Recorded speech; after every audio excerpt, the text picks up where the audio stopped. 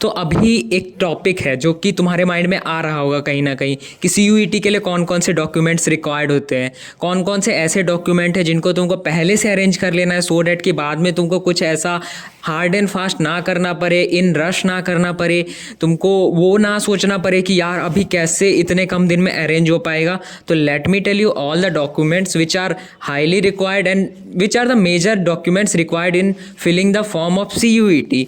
So let me start from the very introduction that basically तुमको सबसे पहले एक ऑफिशियल वेबसाइट होता है CUET.samarth.ac.in। उस पर एक ऑफिशियल फॉर्म आता है, वो तुम भरोगे तो तुम एग्ज़ाम देने के लिए एलिजिबल होगे।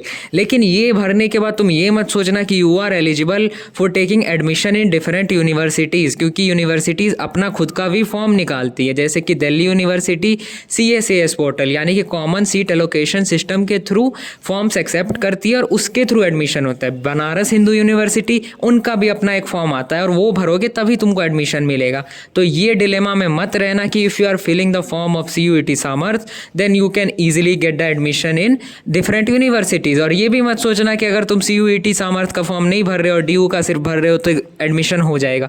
There is nothing like that. दोनों फॉर्म भरना बहुत ज़्यादा कंपलसरी है। और बाकी तो यार क्राइस्ट यूनिवर्सिटी और बहुत बहुत सारे यूनिवर्सिटी होते हैं, उसका भी तुम लोग देख सकते हो। तो स्टार्ट करते हैं कि डॉक्यूमेंट कौन कौन से रिक्वायर्ड होते हैं जो कि तुमको पहले से अरेंज कर लेना है सो डैट कि बाद में कोई रस या फिर कोई ऐसा प्रॉब्लम ना आए। सबसे पहले यार 10th और 12th का मार्कशीट अरेंज कर लेना कहीं से भी भाई, क्योंकि 10th का मार्कशीट के थ्रू तुमको सारा डिटेल भरना होगा। और जो भी डिटेल्स होते हैं जैसे फादर्स नेम, तुम्हारा खुद का नेम, वो 10th से मैच करना चाहिए, वो डिफरेंट नहीं होना चाहिए। और क्योंकि तुम लोग अभी 12th में अपीयरिंग हो, तुम्हारे बोर्ड चल रहे हैं, रिजल्ट आया नहीं है, तो वहाँ स्पेसिफिकली एक ऑप्शन होता है कि यू आर अपीयरिंग और you are in class 12th examination, ऐसा दे रहे हो, ऐसा करके ऑप्शन रहता है। तो अभी के लिए वो भर सकते हो।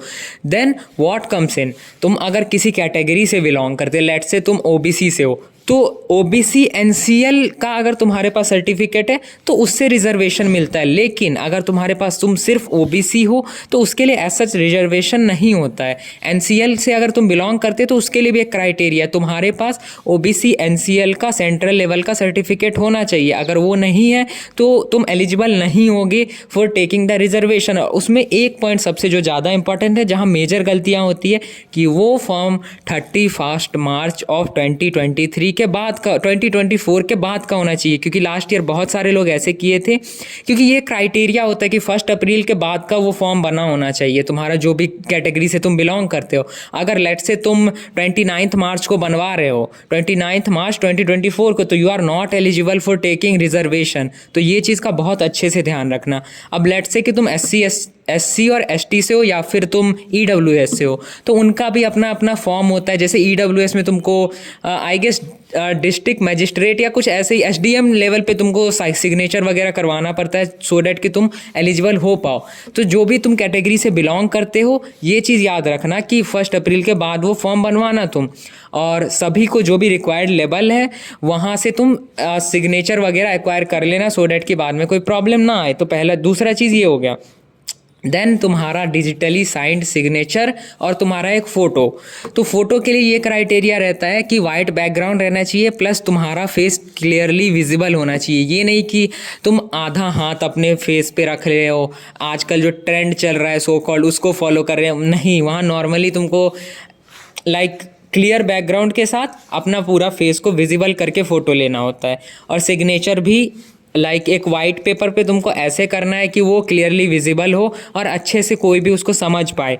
देन जो आता है हमारा, वो आता है आइडेंटिटी प्रूफ। आइडेंटिटी प्रूफ में तुम इधर आधार कार्ड दे दो, पैन कार्ड दे दो, अगर तुम्हारे पास वोटर ID है तुम वोटर ID दे सकते हो, या फिर ड्राइविंग लाइसेंस है या कुछ भी है तुम्हारे पास, तुम इन सब में कोई सा भी डॉक्यूमेंट दे सकते हो जिससे भी तुम्हारा आइडेंटिटी प्रूफ एक तरीके से प्रूव हो जाता है। तो यही सारे कुछ मेजर डॉक्यूमेंट्स थे। बाकी भाई CUET का फॉर्म जैसे आता है उसमें तुमको बहुत सारे माइनर डिटेल्स रहेंगे, फादर्स नेम, तुम्हारा name, residential address, 10th marksheet का मार्क्स भरना होगा, ईमेल, फिर इतने सारे। उसमें बेसिकली 7 सेक्शंस होते हैं। 7 सेक्शंस में तुमको डिफरेंट डिटेल्स होते हैं, पर्सनल डिटेल, देन उसके बाद सब्जेक्ट सिलेक्शन, सब्जेक्ट कॉम्बिनेशन, कौन से एग्ज़ाम देने हैं, कौन से लैंग्वेज में देना है, ये सारी चीज़ें होती है। तो जैसे ही फॉर्म आता है यार, उसके ऊपर भी वीडियो आ जाएगा. You don't need to worry about anything. Just stay tuned with stay tuned रहो चैनल से और कंटिन्यूसली यार चेकआउट करते रहो वीडियोस के लिए. इस वीडियो के लिए इतना ही था. मिलते हैं नेक्स्ट